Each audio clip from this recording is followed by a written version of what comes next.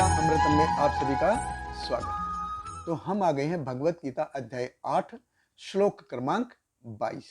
पिछले दो श्लोकों में हमने देखा कि भगवान कृष्ण अर्जुन को कहते हैं कि हे अर्जुन, ये जो भौतिक प्रकृति है ये व्यक्त और अव्यक्त के द्वंद्व के रूप में चलती है, ये बार बार बनती रहती और बिगड़ती रहती है। इसके अलावा इसके ऊपर एक और लोक है, आध्यात्मिक जगत है जो ब्रह्म स्वरूप है, अविनाशी है, अक्षर है, उसका नाश नहीं होता और वो मेरा परम धाम है। अब उसके बारे में जाना कैसे जाता है, कैसा जानने का क्या मार्ग है, ये भगवान हमको इस श्लोक में बताते हैं। तो भगवत गीता अध्याय 8 श्लोक क्रमांक 22। भगवान कृष्ण कहते हैं, पुरुष स पर पार्थ भक्ता लभ्य तु अनन्या यस्य अंस्थानी भूतानि येन सर्वम इदम ततम। भगवान कृष्ण कहते हैं कि भगवान जो सबसे महान है, अनन्य भक्ति द्वारा ही प्राप्त किए जा सकते हैं। यद्यपि वे अपने धाम में विराजमान रहते हैं तो भी वे सर्वव्यापी हैं और उनमें सब कुछ स्थित है। देखिए, भगवान कृष्ण कहते हैं कि पुरुष स पर पार्थ, यानी कि मैं या पूर्ण पुरुषोत्तम परमेश्वर, ये कैसे हैं, ये पर है, ये दिव्य हैं, ये इस भौतिक जगत से परे है। उनको जाना कैसे जाएगा? भगवान कृष्ण कहते हैं, भक्त्या लभ्यतु अनन्या, कि उनको सिर्फ अनन्य अविचल भक्ति में सेवा के द्वारा ही जाना जा सकता है।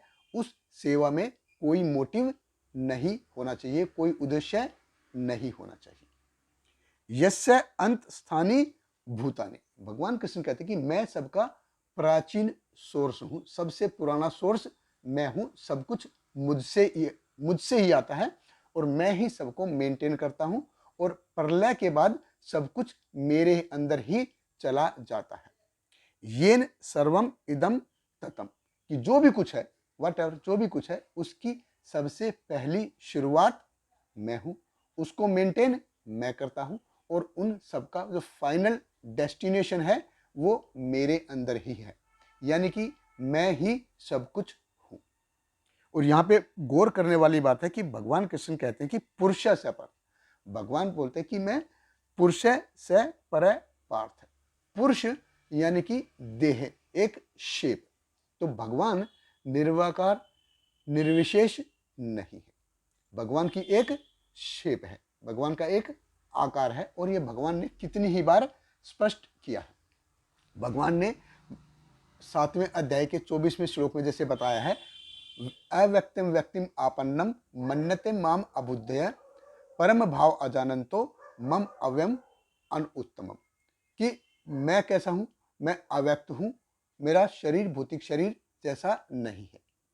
लेकिन लोग जो है कम बुद्धि वाले, मन्यते माम अबुद्धय, जिनकी कम बुद्धि है, वो कैसा सोचते हैं कि भगवान भी ऐसे ही माया के अंडर में आते हैं, भगवान जब माया के नीचे आते हैं, माया के अंडर में आ जाते हैं और ये माया के कारण ही एक शरीर ग्रहण करते हैं। तो भगवान का भी एक भौतिक शरीर है, वो भी सब निकल जाएगा, रोग आएंगे और एक दिन भगवान की भी मृत्यु हो जाती है। तो ये कौन सोचते हैं?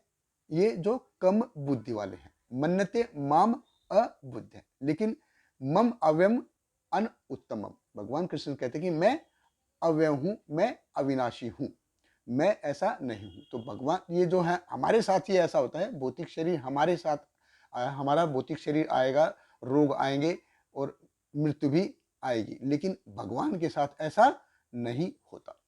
यहां पे भगवान कृष्ण कहते हैं पुरुष से पर पार्थ, यानी कि भगवान का एक मूल आध्यात्मिक स्वरूप है और उनको जानने का रास्ता क्या है?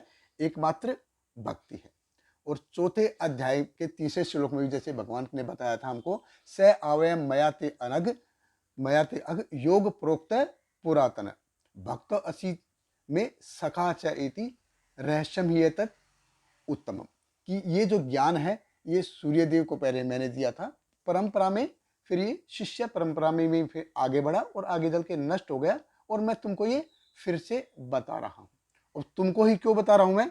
भक्त असी में सखा चाहिए, क्योंकि तुम मेरे भक्त हो, मेरे सखा हो। एक बहुत ही क्लोज रिलेशन में हो, इसलिए मैं तुमको ये बता रहा हूं।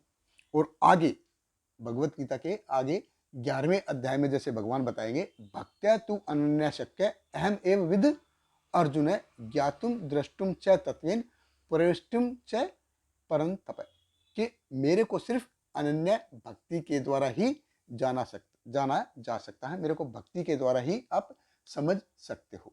ज्ञातुम द्रष्टुम च तत्वेन, मेरे को आप जान सकते हो, मेरे को देख सकते हो, तत्वेन जैसा मैं हूं वैसा मेरे को आप देख सकते हो, प्रवेष्टुम आप मेरे धाम में, मेरे लोक में प्रवेश भी कर सकते हो। तो मेरे को जान सकते हो, मेरे को देख सकते हो, मेरे धाम में एंटर कर सकते हो, मत भाव में एंटर कर सकते हो। कैसे? सिर्फ अनन्य, स्थिर और उद्देश्य रहित भक्ति में सेवा के द्वारा। तो भगवान कृष्ण का एक स्वरूप है और उनको जाना जा सकता है, उनको देखा जा सकता है, उनको समझा जा सकता है। कैसे? एकमात्र रास्ता है सिर्फ उद्देश्य रहित भक्ति में सेवा के द्वारा। बहुत बहुत धन्यवाद। हरे कृष्णा। श्रील प्रभुपाद की जय। हरे कृष्णा कृष्ण कृष्ण हरे हरे, हरे रामा राम राम हरे हरे।